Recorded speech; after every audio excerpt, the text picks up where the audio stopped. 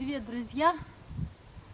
Знаете, говорят, что как раз самое время отдыхать, но у нас сегодня и вообще вот эта неделя самая, мне кажется, знойная пора.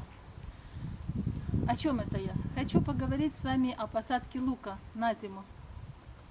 Я приготовила посевной материал, уже даже часть посадила. Вот посмотрите, что у меня тут осталось недосаженным. Поговорим.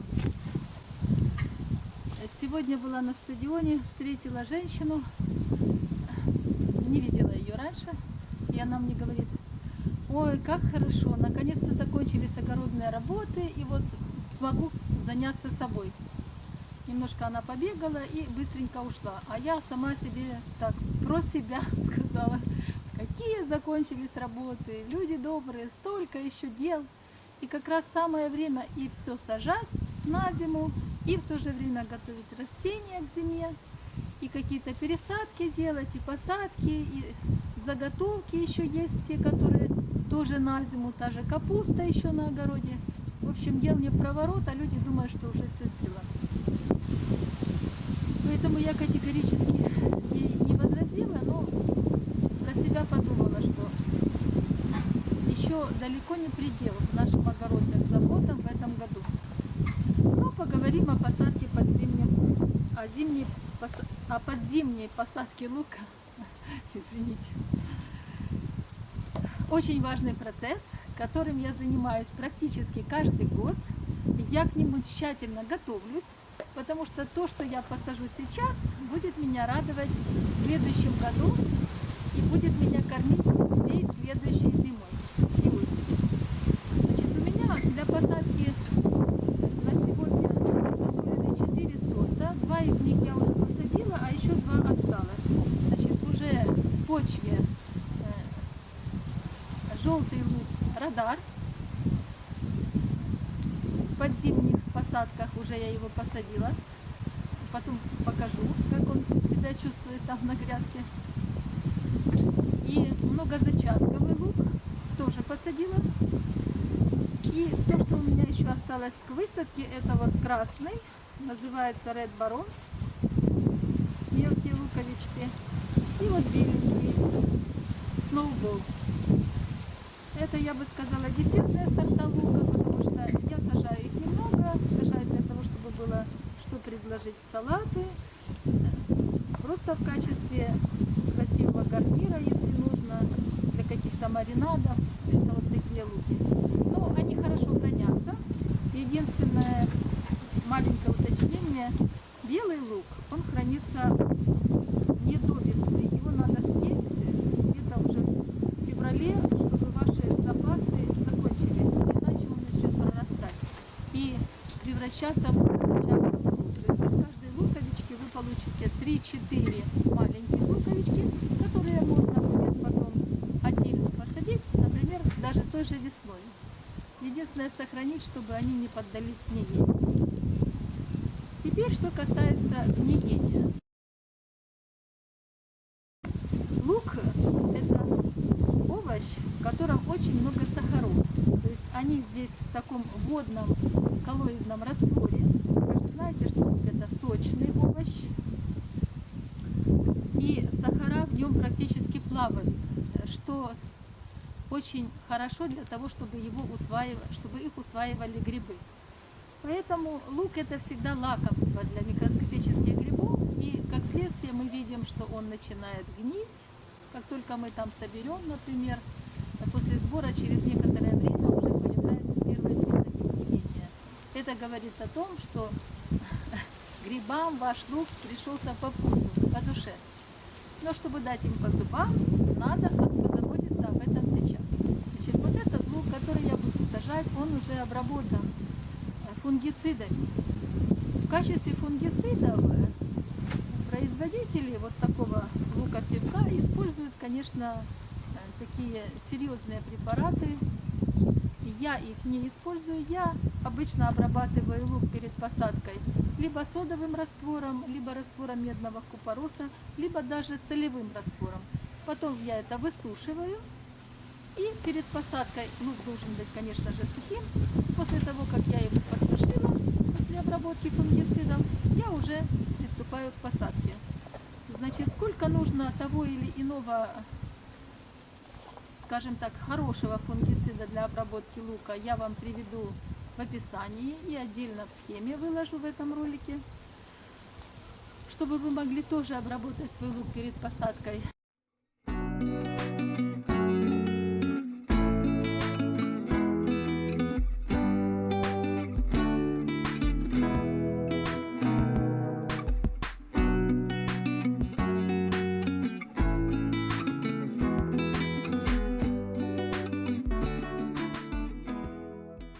А теперь поговорим о том, как подготовить почву под посадку лука. Значит, опять возвращаемся к тому, что собой представляет лук как овощ. Значит, в первую очередь он начинает наращивать после посадки, буквально ранней весной начинает наращивать зеленую массу, перья.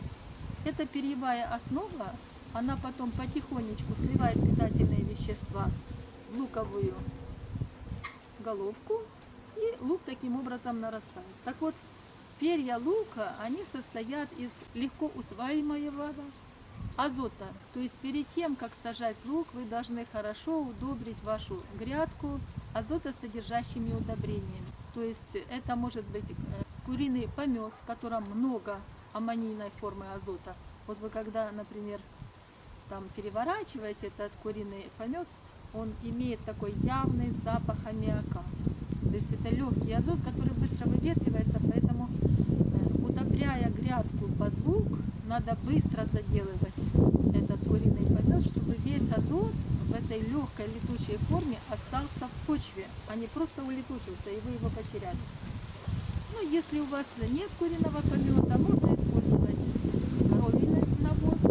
Он более тяжелый, но он будет действовать более медленно. Больших перьев у лука вы не получите, лук будет развиваться более медленно, но потом он наверстает упущенное, и в конце концов вы получите тоже хорошие большие луковые головки.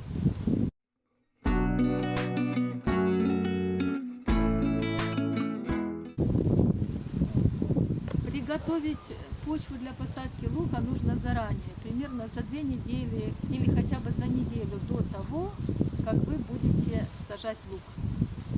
Чтобы почва успела, ну, во-первых, хорошо как бы осесть, потому что мы, например, когда готовим почву, мы ее перед этим рыхлим, потом разбрасываем удобрения и потом опять рыхлим, а затем даем ей отдохнуть. Вот она неделю выстаивается, неделю, 2 недели, и потом мы уже начинаем ее использовать.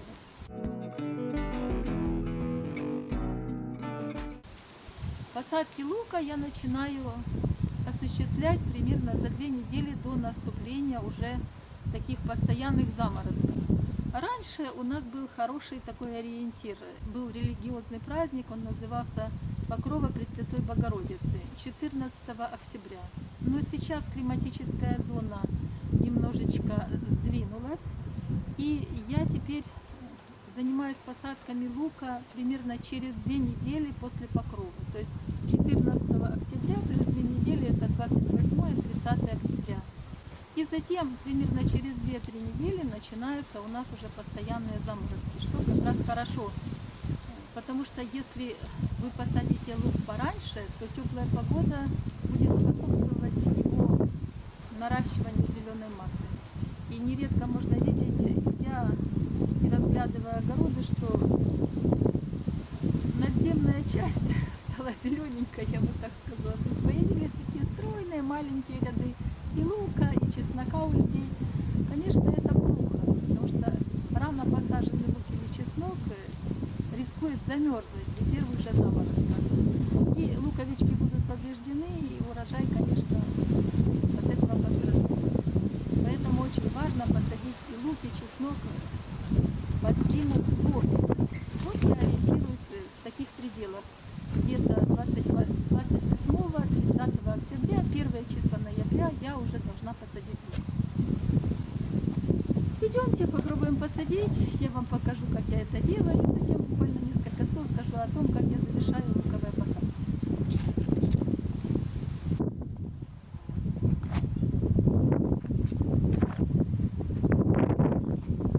Выбирайте для посадки луковую детку такую не крупную, потому что если будет вот такая вот луковица, она может уже весной показать вам свои семена. Поэтому вот такие луковицы, я их, конечно, посажу, но они по мере роста получатся самыми большими весной. И я их сразу удалю и пущу в пищу, чтобы они не ждали созревания полного и не показали мне стрелку, и не показали мне новые семена.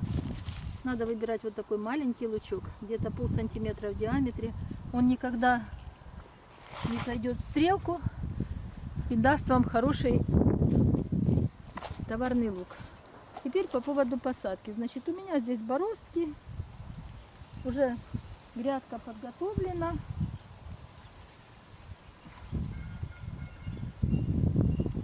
Надо посадить так, чтобы глубина посадки была равна трем размерам луковицы. Вот если это луковица, сажаем ее, и сверху у вас должно еще остаться примерно 3 высоты. То есть, если луковица имеет примерно полсантиметра в размере, то еще нужно примерно 1,5 сантиметра почвы сверху над луковицей. Тогда ваша луковица не промерзнет, и будет слой почвы над луковицей, который даст ей возможность прорастать в начале весны. Будет место, куда ей расти как бы и вширь, и вверх. Расстояние между луковицами я делаю небольшое, потому что почва удобрена.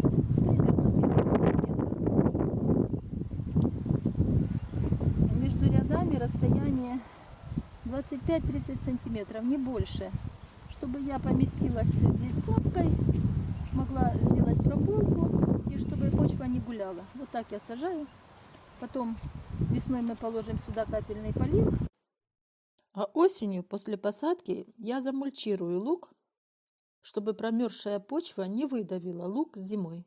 Вот такие простые приемы посадки лука, о которых я хотела вам рассказать. Сейчас я все это посажу, а затем закрою лук почвой и замульчирую почву немножко попозже. Можно замульчировать опавшей листвой, соломой, все, что у вас есть под рукой и годится в качестве мульчи.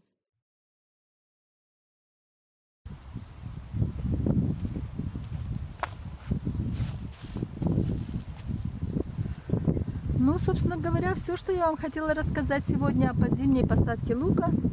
Надеюсь, видео было для вас полезным, интересным. Не забудьте поставить лайк, подписаться на мой канал. Заходите, много будет интересного. Хорошего урожая, до скорой встречи!